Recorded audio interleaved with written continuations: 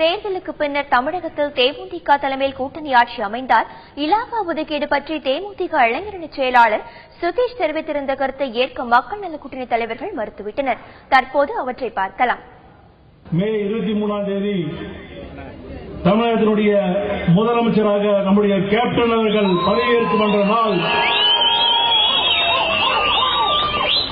தமிழகத்தினுடைய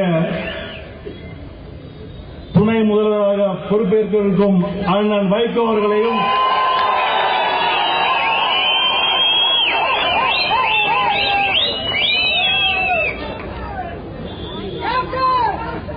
விடுதலை நிறுவன தலைவர் என்னுடைய சகோதரர் தோல் திருமாவர்கள் தமிழகத்தினுடைய கல்வி அமைச்சராக கண்டிப்பாக அன்றைக்கு பதவியேற்பார். கம்யூனிஸ்ட் கட்சி சேர்ந்த அண்ணன் ராமகிருஷ்ணன் அவர்களுக்கும் சரி முத்தரசன் சரி இரண்டு பேரும் கட்சியில கண்டிப்பாக உள்துறை உள்ளாட்சி சரி நிதி அமைச்சர் கண்டிப்பாக உங்கள் கட்சியில் கிடைக்கும். எல்லை மீறிய உணர்ச்சி வசப்பட்டு அப்படி பேசிவிட்டார்.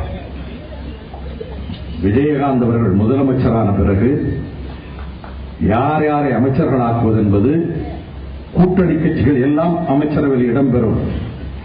அது எந்தெந்த இலாக்காக்கள் என்பது அவர் முடிவு செய்ய வேண்டியது.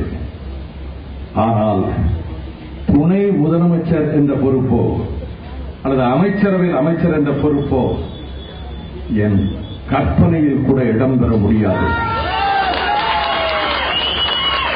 அந்த எண்ணத்துக்கே 1% கூட இடம் கிடையாது. வைகோ சொன்னால் சொன்னதுதான், யாரும் மாற்ற முடியாது.